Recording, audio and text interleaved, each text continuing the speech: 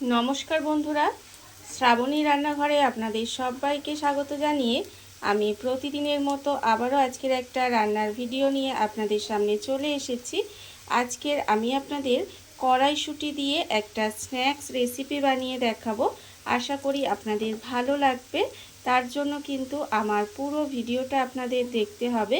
আর দেখা শুরু করার আগে একটা লাইক দেবেন, সুন্দর একটা কমেন্ট করবেন আর শেয়ার করতে ভুলবেন না। তাহলে চলুন আজকের আমি এই স্ন্যাক্স রেসিপিটা কিভাবে বানিয়েছি সেটা আপনারা একবার দেখে নিন। রান্নাটা করার জন্য প্রথমে আমি এখানে দেখুন গ্যাসটা অন করে একটা ফ্রাই প্যান বসিয়ে দিয়েছি। এইবারে আমি এর মধ্যে দিয়ে দেব মুসুর ডাল। এখানে কিন্তু আমি বেশ কিছুটা মুসুর ডাল রেখেছি, সেই মুসুর ডালটা কিন্তু এর মধ্যে দিয়ে দিলাম। আর এই ডালটা যেহেতু ধোয়া হবে না, সেই জন্য ডালটা কিন্তু অবশ্যই করে একটু পরিষ্কার সুতির কাপড় দিয়ে ভালো করে মুছে নেবেন। এইবারে দেখুন ডালটাকে আমি একটু গ্যাসটাকে লোতে দিয়ে এইভাবে আস্তে আস্তে কিন্তু ডালটা একটু মুচমুচে করে ভেজে নেব। এইভাবে কিন্তু ডালটা ভেজে নিতে হবে। আর আমি প্রতিদিনের মতো আপনাদের একটা কথাই বলবো যে প্লিজ আমার ভিডিওটা আপনারা টেনে টেনে দেখবেন না, পুরো ভিডিওটা দেখুন, আশা করি আপনাদের ভালো লাগবে। দেখুন মুসুর ডালটা কিন্তু এইভাবে প্রথমে একটু গ্যাসটাকে লোতে দিয়ে একটু ভালোভাবে মুচমুচে করে ভেজে নিতে হবে। ডালটা আমার এখানে মুচমুচে করে ভাজা হয়ে গেছে। দেখুন ডাল কিন্তু এখানে সুন্দর করে ভেজে নিয়েছি। এইবারে ডালটাকে আমি আলাদা করে তুলে একটু ঠান্ডা করে নেব। ডালটা আমি এখানে দেখুন একটু ঠান্ডা করে নিয়েছি, এটা কিন্তু অবশ্যই নিতে হবে। আর অন্যদিকে দেখুন একটা মিক্সি জার নিয়ে নিয়েছি। এবারে এই ডালটা আমি এর মধ্যে দিয়ে দিলাম, দিয়ে এটাকে একটু গুঁড়ো করে নেব। ডালটা কিন্তু প্রথমে ভালো করে গুঁড়ো করে নেব। ডালটা আমি এখানে খুব ভালোভাবে গুঁড়ো করে নিয়েছি, দেখতেই পাচ্ছেন একদম কিন্তু মিহি পাউডার হয়নি, একটু সামান্য দানা দানা আছে। এইভাবেই কিন্তু এটা গুঁড়ো করে নিতে হবে। এবার এটাকে আমি আলাদা একটা বাটির মধ্যে ঢেলে নেব।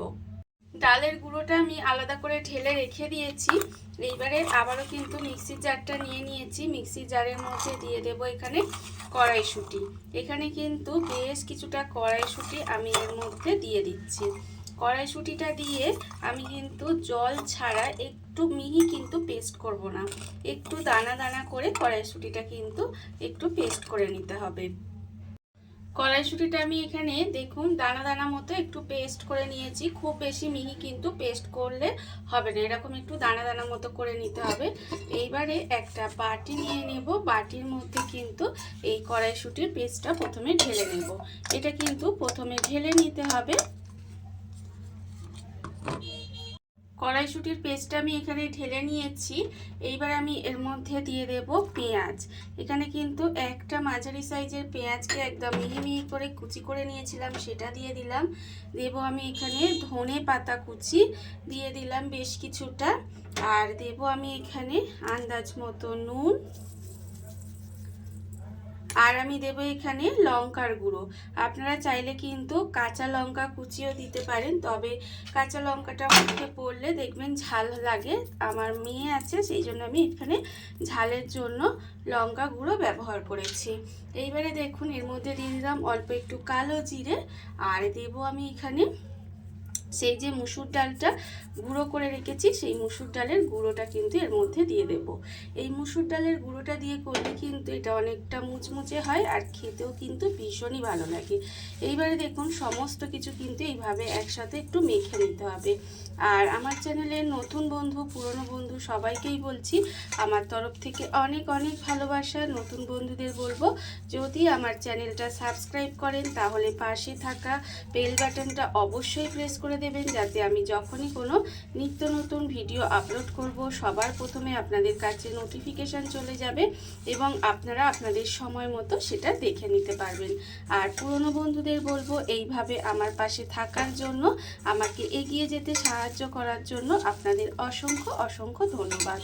দেখুন আমি কিন্তু এর মধ্যে কোনো রকম জল ব্যবহার করিনি, এইভাবে হাত দিয়ে খুব ভালোভাবে চটকে চটকে একটু মেখে নিচ্ছি।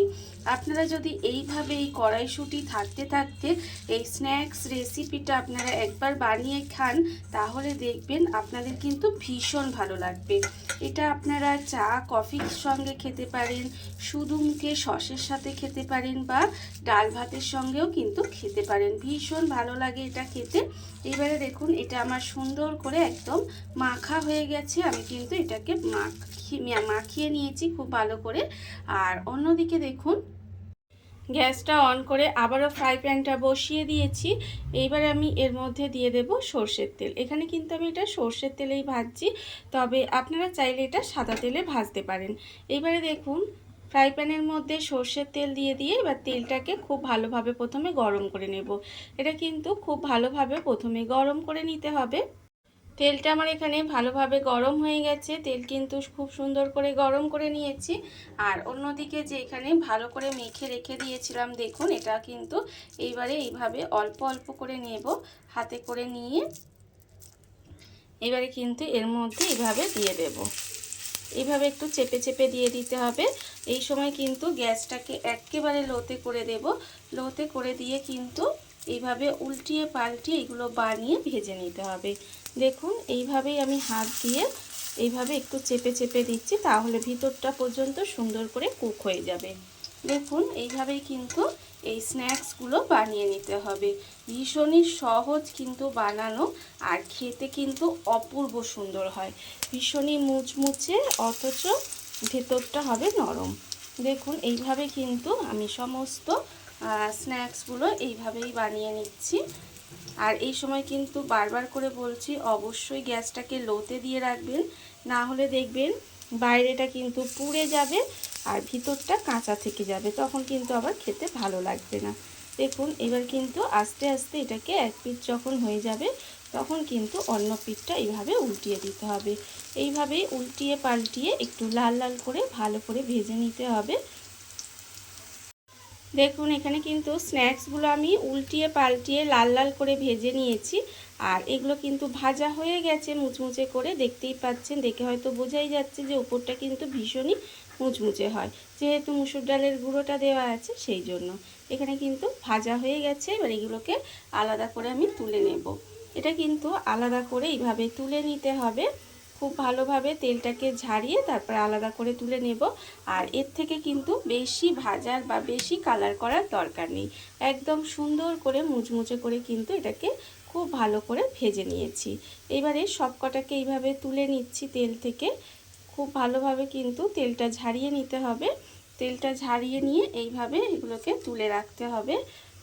আর আবারও যে অন্য একটুখানি আছে সেইগুলো কিন্তু ঠিক একইভাবে ভেজে নিতে হবে। দেখুন এগুলোকে আমি সমস্তগুলো তুলে নিলাম, তুলে নিয়ে রেখে দিয়েছি। আর আবারও যে অন্য যেগুলো আছে তার থেকে এইভাবে প্রথমে গোল গোল করে বানিয়ে নিয়ে তারপরে কিন্তু এইভাবে হাত দিয়ে একটু চেপে চেপে দেব। হাত দিয়ে চেপে চেপে দিলে কি হবে, এগুলো আপনারা চাইলে গোল গোল করেও বানাতে পারেন, একটু তেল বেশি দিয়ে এইভাবে গোল গোল করে কিন্তু বানাতে পারেন। তবে এইভাবে একটু চেপে চেপে দিলে ভিতর পর্যন্ত সুন্দর করে ভাজা হয়ে যাবে, খেতেও ভালো লাগবে। সেই জন্যই আমি এইভাবে বানিয়েছি। আপনারা যেভাবে খুশি শেপ দিয়ে সেটাকে কিন্তু বানিয়ে নিতে পারেন। দেখুন এইভাবে একটু চেপে চেপে দিয়ে একদম গ্যাসটাকে লোতে করে দেব, দিয়ে একইভাবে কিন্তু ভেজে নেব।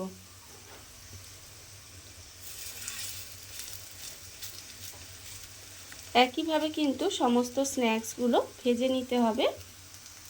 দেখুন বন্ধুরা, বাড়িতে থাকা কত অল্প উপকরণে কত অল্প সময় কত সুন্দর একটা কড়াইশুঁটি দিয়ে স্ন্যাক্স রেসিপি তৈরি হয়ে গেছে, আপনারা দেখতেই পেলেন। আর এটা কিন্তু খেতে অসম্ভব সুন্দর হয়। এইভাবে আপনারাও একদিন হলেও বাড়িতে বানিয়ে দেখতে পারেন। আর এই ভিডিওটা যদি আপনাদের ভালো লেগে থাকে, তাহলে আমার চ্যানেলটা সাবস্ক্রাইব করে আমার পাশে এইভাবে থেকে যেতে পারেন। তাহলে চলুন আজকের ভিডিওটা এই পর্যন্তই। নমস্কার।